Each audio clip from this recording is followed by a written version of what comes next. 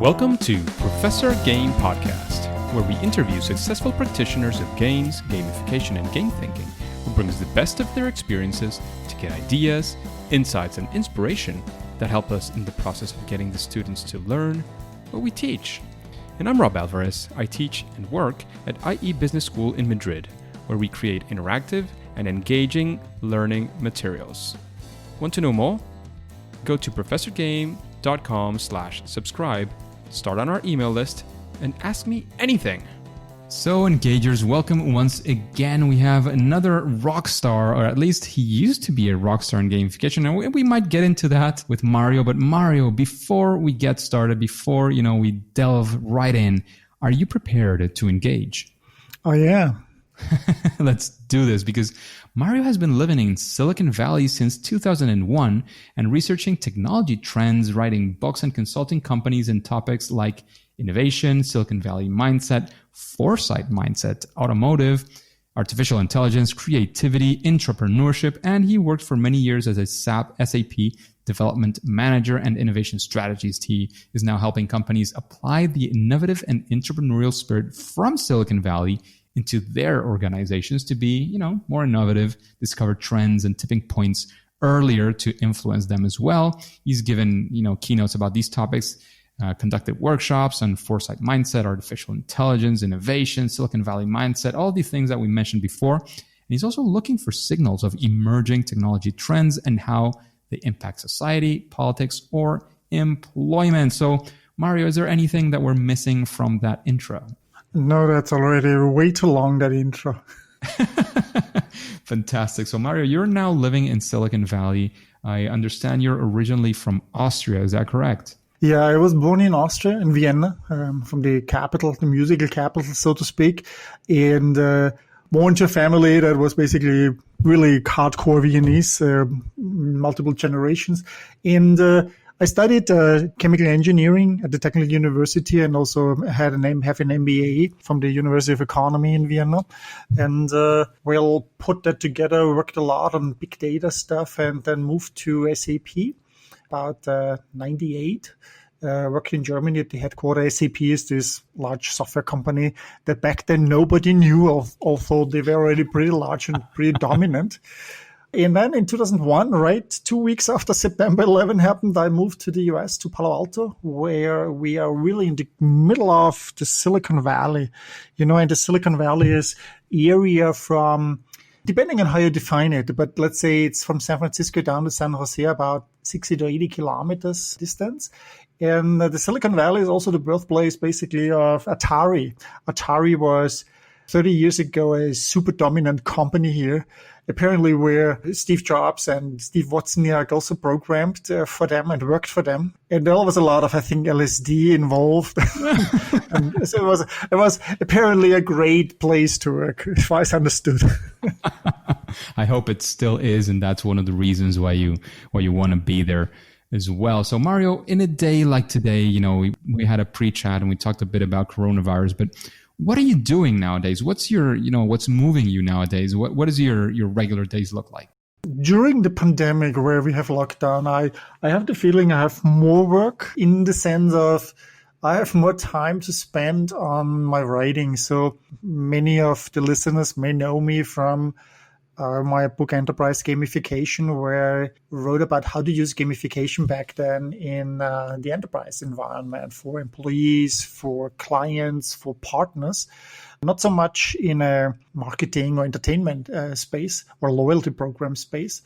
I enjoy writing books, so it helps me to structure the knowledge that I'm working on and lets me also see the gaps that I have so that I can research that. And often I find a lot of new stuff that I was not even aware that existed.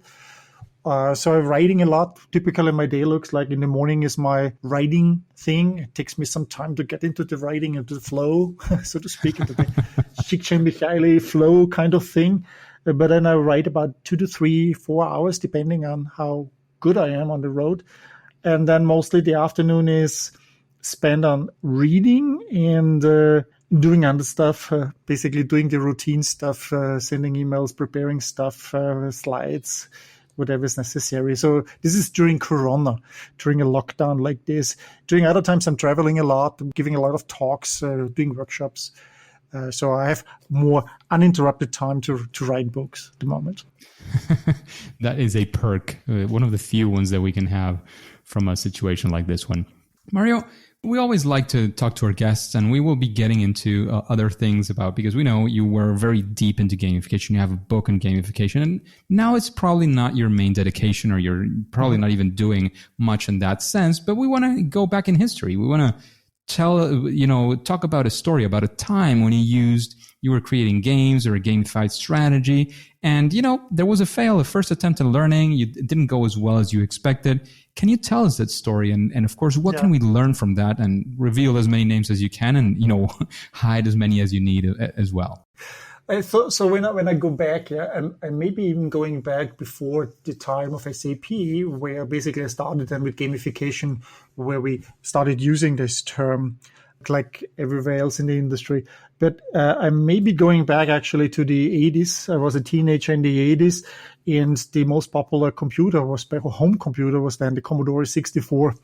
Some of you may be way too young to remember that, but that was significant because it was the first, I think, home computer that sold millions that you could program. And it came with fantastic sound chips. So suddenly the music was a completely different level that we had there. And back then, I didn't have the money to really buy the software. It was super expensive for us. So we had all these pirate copy games. I think I spent all my allowance that I got for floppy disks. That basically was the storage medium where I stored this software. And I had like 2,000 games, I think. My brother was the one who was more motivated by playing Flight Simulator. Microsoft Flight Simulator, that you may still know today, was there already on a Commodore 64, because the basic system, the stuff had a basic emulator, was from Microsoft in the 80s. So that's how far the history goes back. I was not so much motivated by playing the games. In fact, I was not so much the player. I was more the collector. I had more the thrill in collecting the games. And you may have had 2,000 games. I think for the Commodore 64, in total, there were probably about 6,000 to 8,000 games programmed for that platform in its time. And it had a good run of like 6 or 7 years. Yeah. So I had 2,000 of those games. And of those 2,000 games, I played maybe on a regular base 10 or 20 of those games only. Yeah. So that's quite interesting to see that. So that was kind of the stuff. So we learned programming there. We taught it ourselves, autodidact, my brother and me. My brother's today a pilot. He's been flying. He's been a captain for Austrian Airlines, for the Austrian Airlines group now for 25 years. Wow. And I went into the software development. So during my PhD, I had to program a lot. And this is where the first time I basically used the gamification technique. What we did was we measured heating systems, so the emissions of heating systems, climate protection and as this stuff started already back then to have an impact. So we wanted to know in this study that was prepared for the Kyoto and Rio goals, climate goals, to figure out how much emissions are there actually really coming from our country for the different fossil fuels, from gas, oil, biomass and so. And my PhD was on measuring and calculating the emissions for carbon dioxide, nitrogen oxide, sulfuric and soot and all this stuff for heating systems that were oil fired. One of the fuels actually was nothing else than diesel. and later on, I have at the moment a lot to do with the automotive industry, so I know how to manipulate that. Yeah. But we had these big forms back then in the 90s where I wanted the teams that were measuring that to fill out that form. And we had troubles, people filling out the forms correctly, and we did not have enough measurements. Yeah. So one day I started in the meeting room that we had to put up a number. The number was how many heating systems we had measured. And we were about 60, and we were far below the first milestone. And the boss of these people, he said, okay, if we reach 100, we're going to have pizza and beer and pretzels. And suddenly, just by putting up this number and everyone knowing suddenly where we are at, they started to, on the road, having ideas, talking to the people. And my neighbor has also a heating system, so you can go over there and measure it. My brother-in-law also has one. So suddenly, instead of having just 5 measurements, they brought 15 measurements back home because they all wanted to have pretzel and beer. So that was kind of my first. What became important with this during this work was also that behaviors.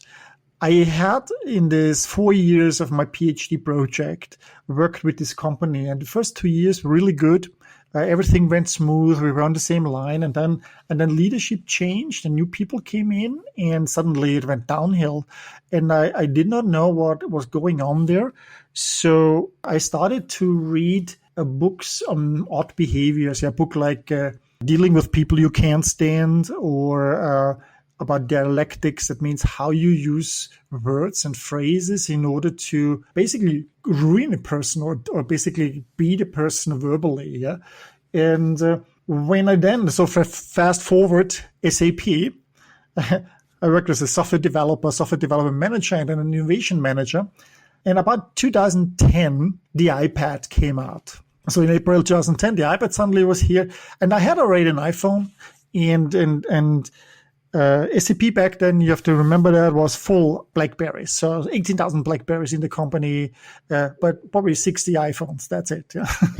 And we started programming for that, and we had to defend ourselves against our managers and their managers. Why we're doing that for iPhones and not for BlackBerries? And so I was looking at what was happening with the top 10 apps that were in the App Store. And we looked at them, and we could not understand how they designed them that they were so compelling, yeah? and so great to use. And then, if you're familiar with SAP software, it's basically on the other side of the spectrum. It was very difficult to use, very complicated and difficult.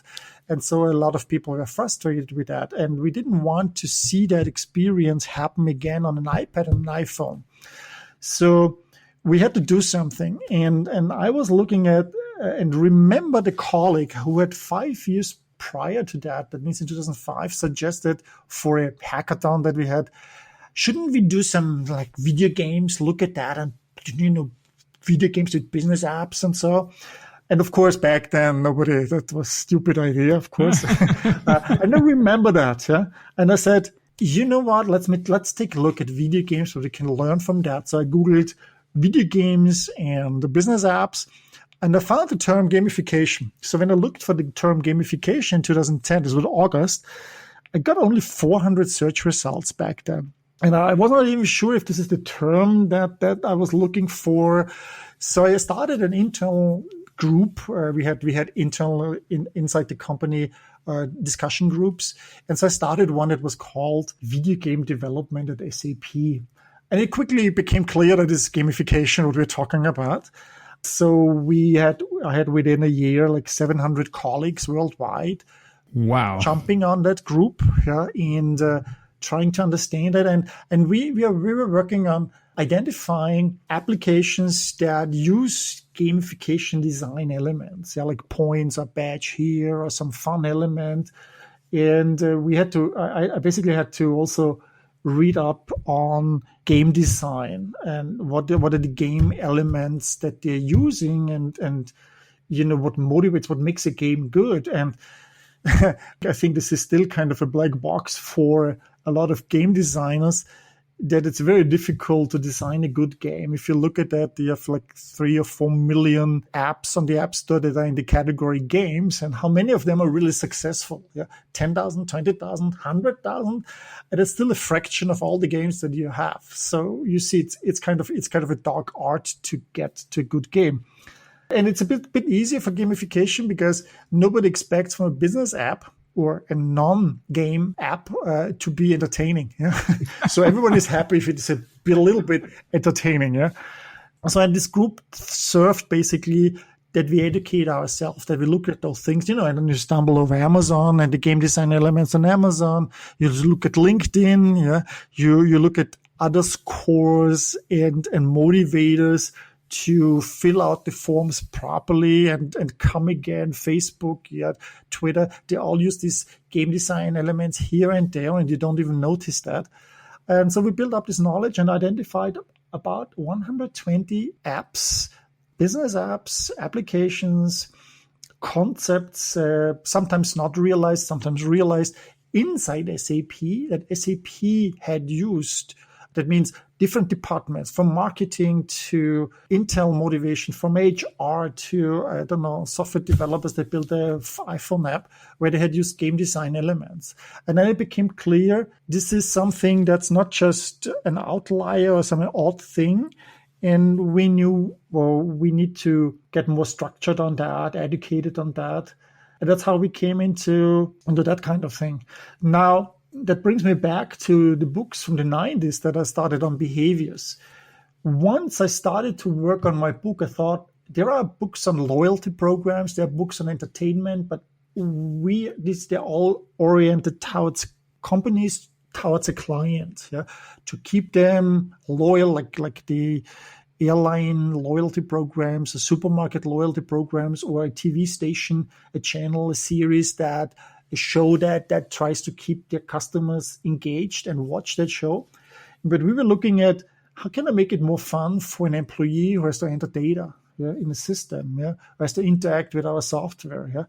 So, and nothing was out there. So I started to write on that book and look at what was published before. The first gamification books had come out. Jane McGonigal, Reality is Broken, although she didn't label that as gamification. And then Gabe Zicherman. She didn't even like it too much to be. She didn't even like it too much.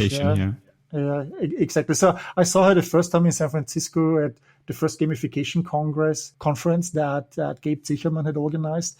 And so I invited her, actually. She spoke then she was the first woman to speak at the SAP the tech conference as a keynote speaker. So I'm very proud of that to have her there.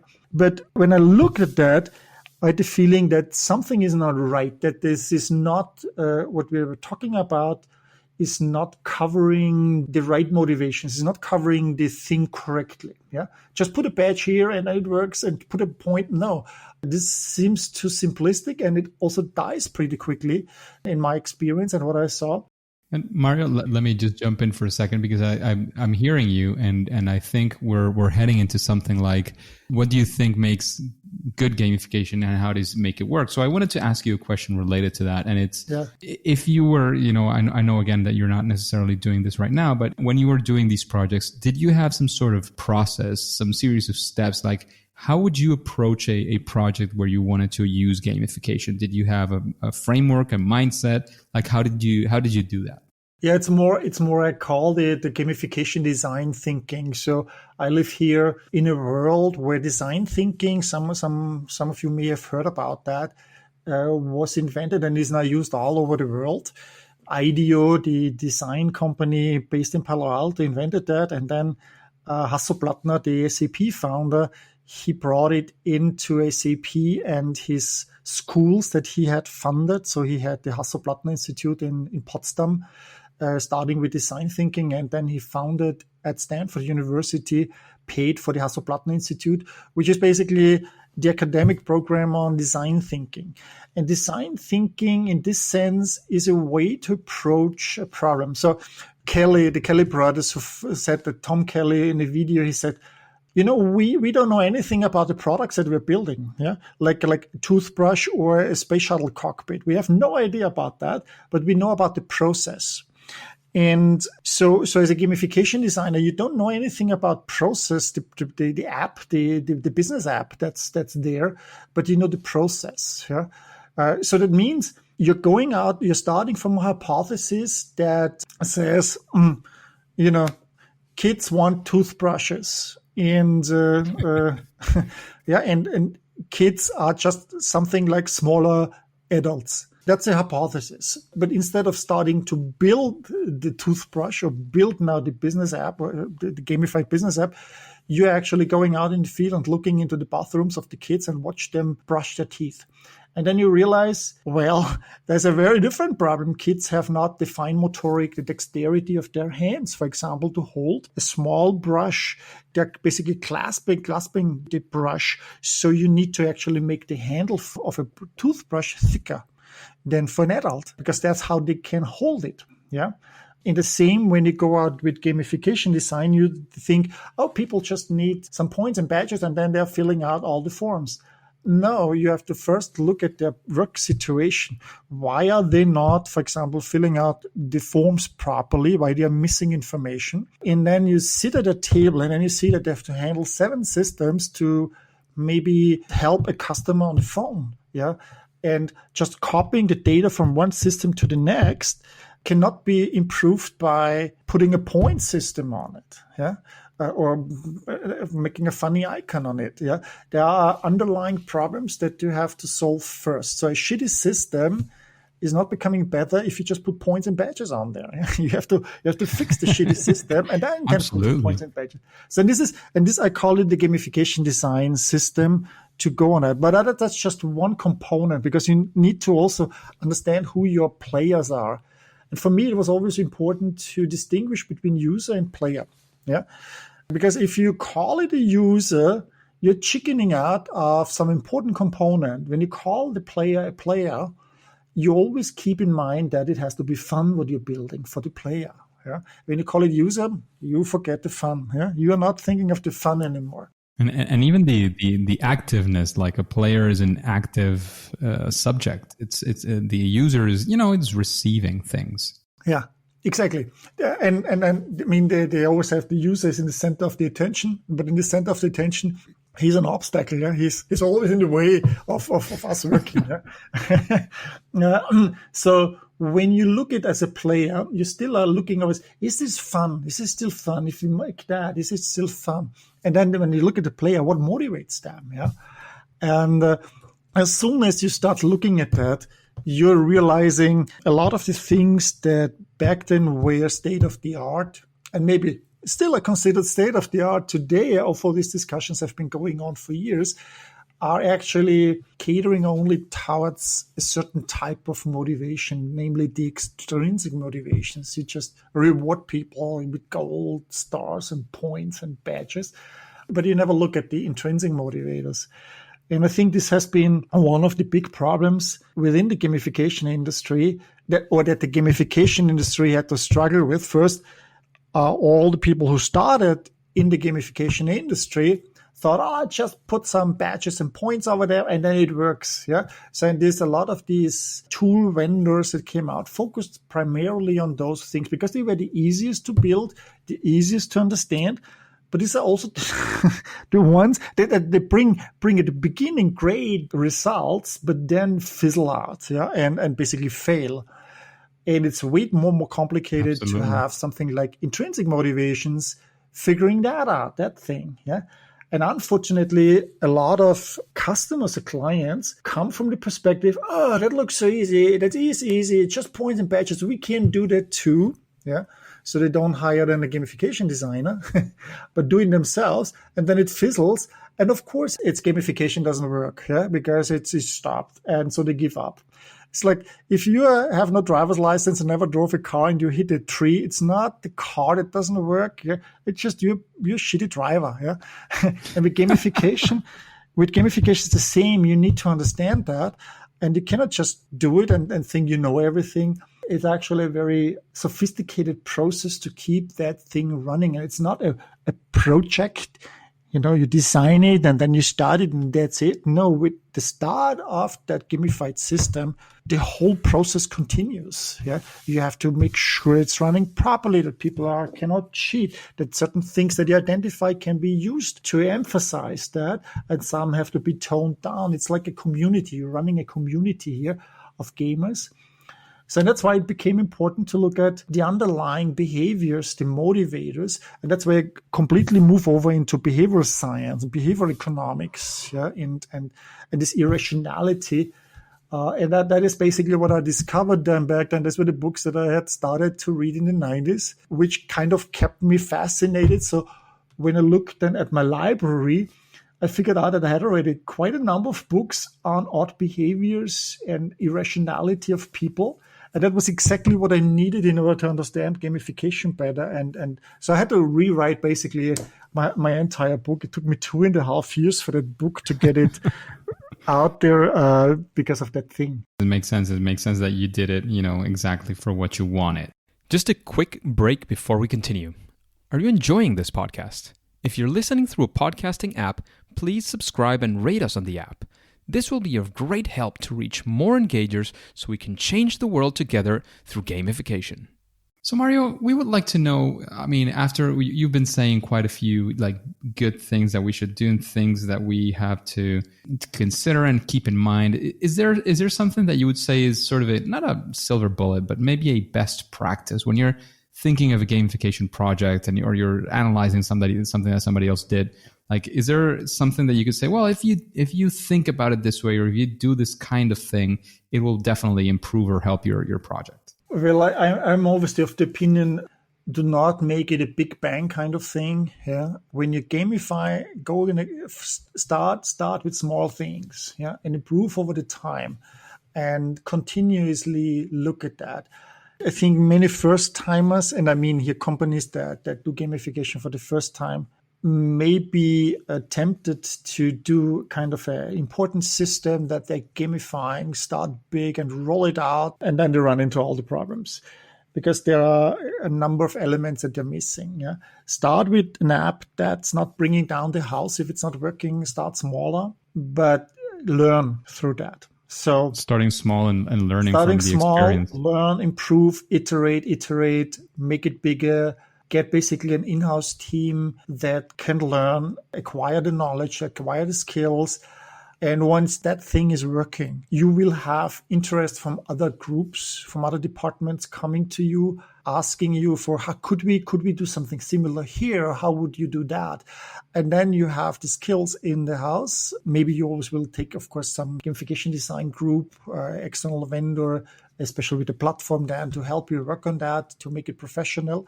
But you need the inside skills as well, that the people understand a gamified system is a living beast. It's something that needs constant attention. It's like a community, a forum that you have. You wouldn't install an SAP system and then expect it to work without problems for the next 2 years. No, it has to be constantly paid attention. And then every so often, every 2 years, you do a larger refresh on that. Like you have, games like FIFA, World Cup. Every 2 years or 3 years, you have the next version of it where they add new functionality, new stuff. In between, you add just smaller things like new badges, new missions, things like that. You make minor changes that keep it fresh. But then every 2 years, you make a larger one. So that suddenly it becomes, again, really interesting for a lot of people who are tempted to now buy the new version again. Absolutely. And it doesn't matter what gamification design elements and tactics you're using. That is not so. It's really that you go out carefully. I was always more a proponent for that thing.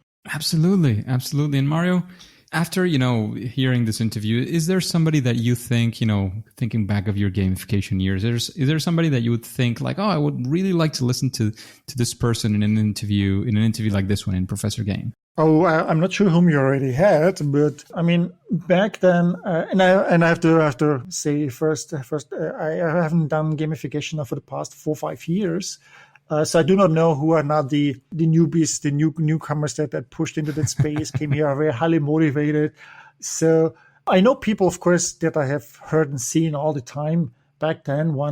Some that are very active, of course, Yukai Zhao with the Dalysis framework. Yeah, you have also Roman Rakwitz in Germany that have Marie.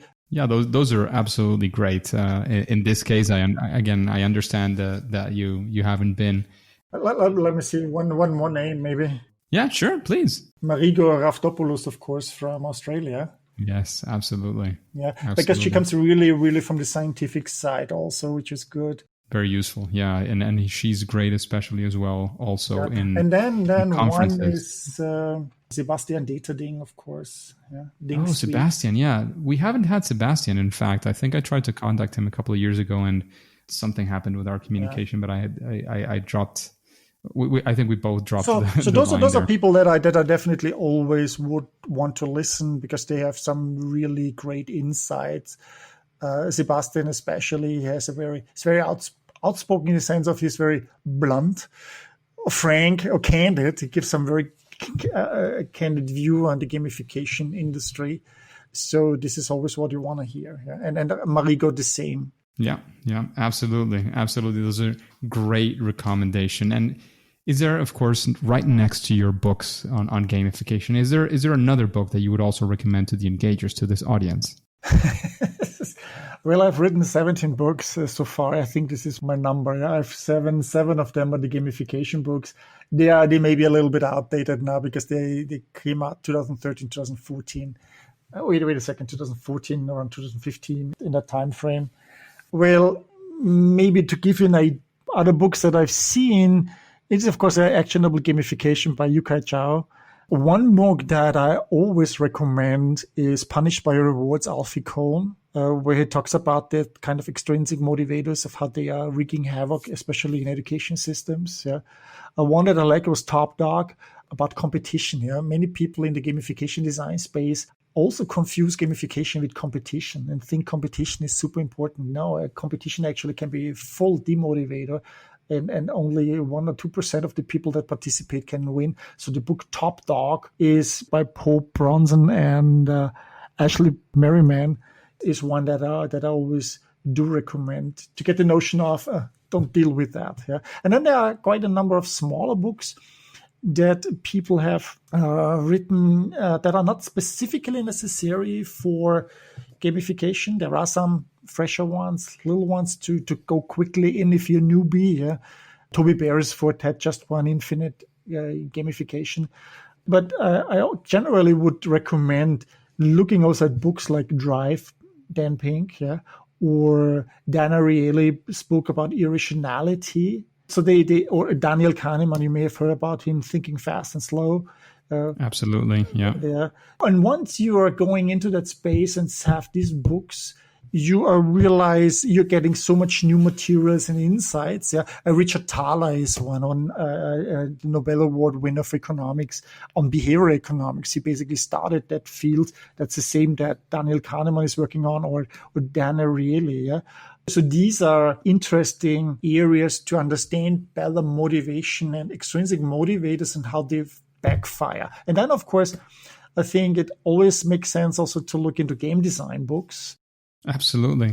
Many great game design and gamification books. You have a full list of recommendations there, of course, right next to your books, Mario, which are great as well. And we've gone through recommendations, and I have one final request on the side of recommendations. And you mentioned that you've been playing since the Commodore 64 and collecting especially since then. So what would you say is your favorite game?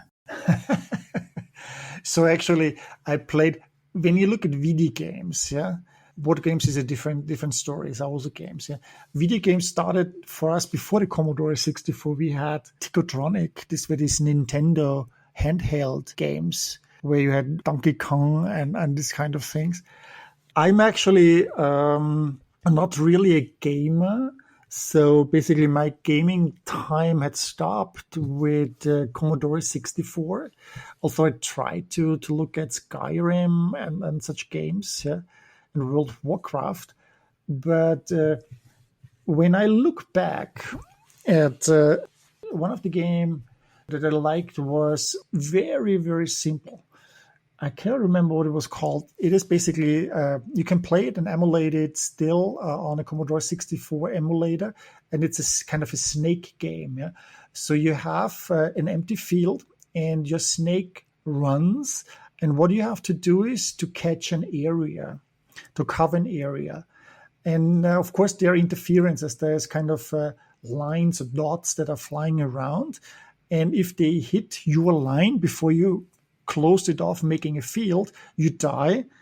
And the idea is you have to get to at least 50% of the area covered by your things. Yeah, and the more above 50 you are, the better, the higher the score. This is graphically a super simple game to make. Yeah, but it's extremely compelling, and that is maybe I can bring that in. A friend of mine is a game designer. He's my age, yeah, so really old. and he says when he hires people, game designers, he's asking them what games they're playing, and he becomes especially interested in people who name games that came out on Atari games and Commodore games back then in the 70s, 80s. Because the graphics was so simple, you couldn't really do much there. So as a programmer, you had a lot of time, or a relatively large part of the game programming was on the game design itself, on the game play. Yeah, not on the theme, on the graphics, not on the graphics. Yeah, exactly. So today, a lot of the games that you have, tons of resources are spent on the graphics and on the sound and these kind of things, but the gameplay sucks. And if you look at those games and you overlook the game graphics of those games, you realize these are really captivating games with a super simple graphics. So often today also, I mean, think of Flappy Bird. What was it called? Yeah. Flappy Bird, yeah. I mean, that was suddenly the absolute hit game because it was so difficult and it didn't, put honey on your lips. It made it super difficult, and the graphics was shit, and that just shot through the roof. Yeah, and the good, and even I would say Angry Birds. The success of Angry Bird is that the gameplay was just fantastic. There was no game story. The game story came later. Yeah. I mean, the pig stole eggs. Yeah, so what? Yeah, and the birds have no other means to basically get the eggs back by killing themselves, by throwing themselves and exploding at pigs. Yeah, but that's fun. I mean, I go with that story anytime. Yeah, instead of having these elaborate stories and then it's just a shooting game. Yeah, I mean, shooting games are great too. Yeah, but Elite, was one of those games that was a vector graphics game. That's still one of these games today which have endless universes. Yeah. So, but you can hear maybe I'm looking at the gameplay, and that is where the gameplay factor is much higher than the graphics factor. But that's compelling. That's a good absolutely. And Mario, we were basically out of time, but I don't want to let you go before we have a quick chat about why you're no longer, in the gamification field. You are actually a massive expert in the area. Saying that the book is outdated is like saying that flow is outdated. It's a great book, and some things can just turn into classics with time because they've been thought through and all these things. But is there, what were the reasons? Can you talk us very quickly about like why you're no longer in the industry? Yeah. So I think what I discovered is when I had customers coming to me and wanted to do gamification, I realized looking at the issues that it was not so much about gamification. It was they thought gamification is fixing problems that they have, but the underlying problems were in completely different areas. It was about engagement. It was about innovation problems that they had. It was a generally behavioral problem or cultural problem or other places, innovation problems that they had. And they thought gamification is a band-aid that I put it over there and it fix it, but you had to do surgery. And because I had done innovation a lot at SAP, I was always in innovation groups. I was always at the forefront of new technologies.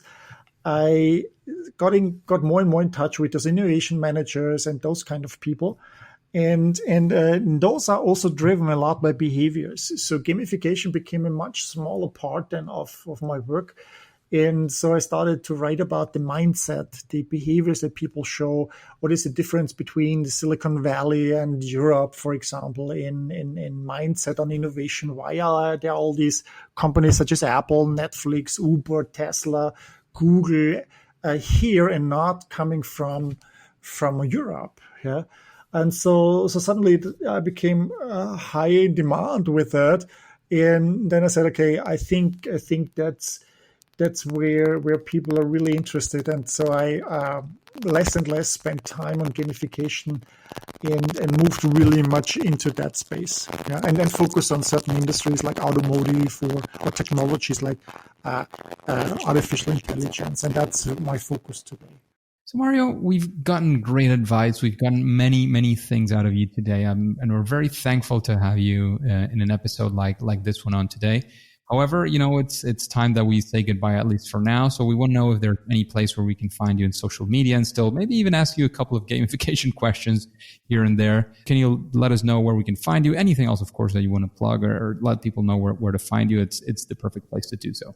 Yeah, I'm very active on social media and have a multiple websites. So if you just Google Mario Herger, you find me, and also can get contact forms, and my email is out there. They're very simple. If you have gamification questions, first I would recommend read the book.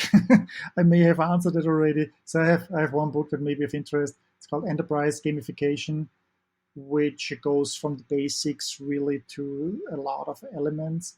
So if you are not familiar with that, just look it up. It's on Amazon, so it should be available everywhere.